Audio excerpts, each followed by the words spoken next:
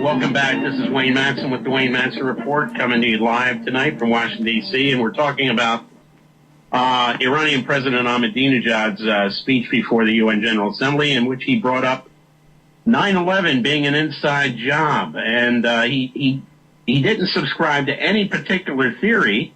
He was just stating facts. He said there are three theories at play here with the 9/11 attacks. One is that some terrorists managed to circumvent several layers of U.S. security and intelligence and pull off this huge attack on the United States. He said that's only believed by people in the U.S. government, largely. His second scenario was that the attack was accomplished with the help of people inside the U.S. government, and he stated that most Americans believe that. Tonight on Washington Week on PBS,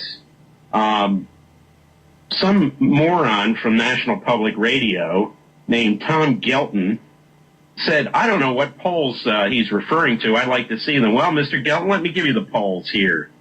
This was a poll taken by Angus Reid in October 06.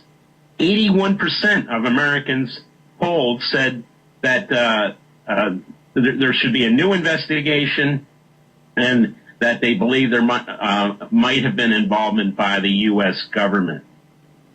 CNN Internet poll, 89% of Americans believe that there was collusion inside the U.S. government to pull off 9/11. And a poll taken in New York City, 50% of New Yorkers polled believed that the U.S. government knew much more about 9/11 than that they were saying. So there, Mr. Gelton, why don't you just resign from NPR, because you're obviously more of a propagandist than a journalist. I've never heard this guy myself. I don't really listen to NPR anymore. They've become totally corporatized. NPR is not much better, but they're getting your taxpayer money from the Corporation for Public Broadcasting. You know, this whole thing should be revamped. It should not be a corporation. It should be a cooperative taking content from around the country. There's enough internet content out there that should be broadcast. If that's the People's Channel and we're paying for it, we should demand that our content, the content produced at the grassroots level, go on these programs, not these things that are produced out of Washington and New York City by the same kinds of people that give you the garbage at CNN and Fox News and ABC, NBC, CBS, and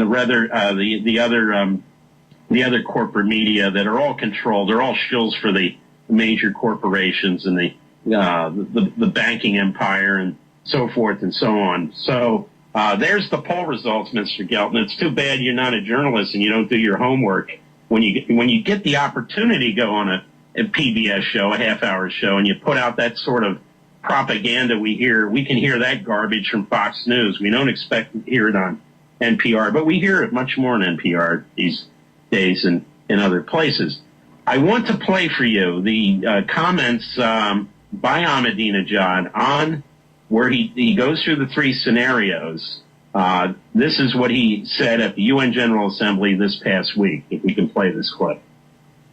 It was said that some 3,000 people were killed on September 11, for which we are all very saddened. Yet, up until now, in Afghanistan and Iraq, hundreds of thousands of people have been killed, millions wounded and displaced, and the conflict is still going on and expanding. In identifying those responsible behind the September 11 attack, there were three viewpoints. First, that a very powerful and complex terrorist group able to successfully cross all layers of the American intelligence and security carried out the attack. This is the prevalent viewpoint, which has been supported mainly and advocated by American statesmen. Second, that some segments within the U.S. government orchestrated the attack to reverse the declining American economy and its grips on the Middle East in order to save the Zionist regime. The majority of the American people, as well as most nations and politicians around the world, agree with this view. Third, it was carried out by a terrorist group, but that the American government supported and took advantage of the situation. Apparently, this viewpoint has fewer proponents. The main evidence for this viewpoint links the incident with a few passports found in the huge volume of rubble. I would like here to propose that the year 2011... Okay, well, there you have it. There you have it, folks. He gave the official 9/11 report theory, which is the biggest conspiracy of all, that 19 Saudis and others, Arabs with box cutters, managed to pull this off. He gave the second scenario that the elements of the U.S. government helped orchestrate the attacks. That's the made it happen on purpose theory. And the third was that the government took advantage of the terrorist attack, let it happen on purpose. Now, there was, again, tonight on Washington Week on PBS, Gwen Ifill, who is just absolutely awful, she hosts that show. She said, well, what Ahmadinejad said, there were no real terrorists on 9/11, and he said this just blocks from ground zero. First of all, she doesn't know New York City. The United Nations is not blocks from ground zero. Notice how they always use ground zero now for the mosque incident. That was nowhere near ground zero. And there was a mosque in the World Trade Center that was destroyed on 9/11, by the way. And she said, Ahmadinejad didn't say there was no real terrorist. So she's putting words in his mouth. She's absolutely wrong. This a moron, Tom Gelton, within NPR, said that this year more delegations got up and walked down on Ahmadinejad than last year. Well, let me tell you, I reported this on WMR. That walkout was pre-planned by the European Union, which I think has 27 members, and the United States, Canada, Australia, New Zealand, and a couple of tin horn countries down in South America. In Latin America, this walkout was pre-planned. They were just waiting for Ahmadinejad to cross some imaginary red line that they had preconceived. And when he talked about 9/11, that's when they gave each other the high sign and got up and walked out. I've looked at the videos. Let's see who stayed. And some of these delegations applauded Ahmadinejad at the end of his speech. It was reported by one, I think, BBC or one of the British Sky News, which is Murdoch's operation, neocon operation, that several of the delegates sat there bemused at the end of Ahmadinejad's speech. I've covered the United Nations the past 2 years, the UN General Assembly Summit.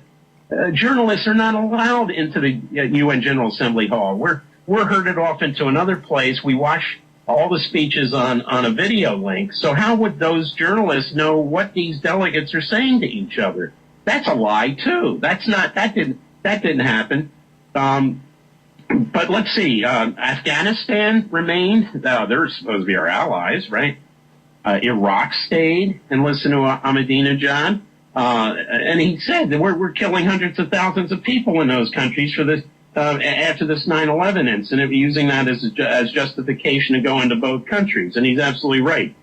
Turkey remains, Switzerland remained, right in back of the U.S. delegation, a delegation from Andorra. You can see them sitting there. Uzbekistan, Angola, Montenegro, Lebanon, Palestine, Paraguay, Senegal, Kuwait, Republic of Korea, Antigua, Barbuda, Trinidad, Tobago, Guinea-Bissau, Sudan, Sri Lanka, Republic of Congo, Saudi Arabia. They probably were worried he might say something about their involvement with Israel in pulling off 9/11, which certainly they colluded together on that. They're bigger allies than most people will admit, and Qatar, which of course is where Al Jazeera is located, at least their headquarters.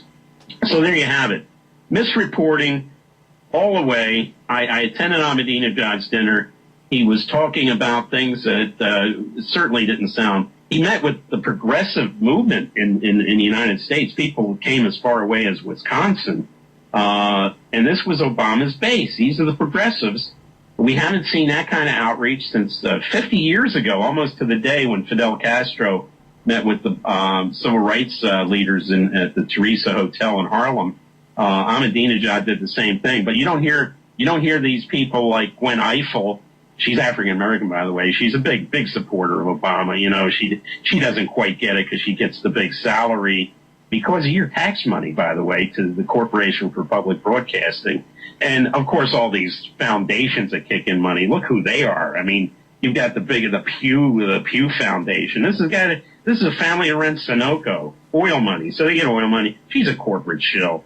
I'm being nice by that, by the way, calling her only a corporate shill.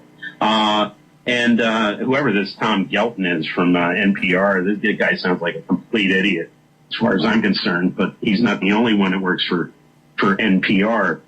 But there you have it. That's what Ahmadinejad said. He said he's having an international conference in Tehran next year on terrorism in general, and obviously he's going to at this conference we're going to see some discussion of who was really behind 9/11. These people who were behind 9/11, elements of the Bush-Cheney administration, the Israeli intelligence service, and sectors of the Saudi government don't want to see this truth come out. That's why they make fun of somebody who. And look, Ahmadinejad's not alone.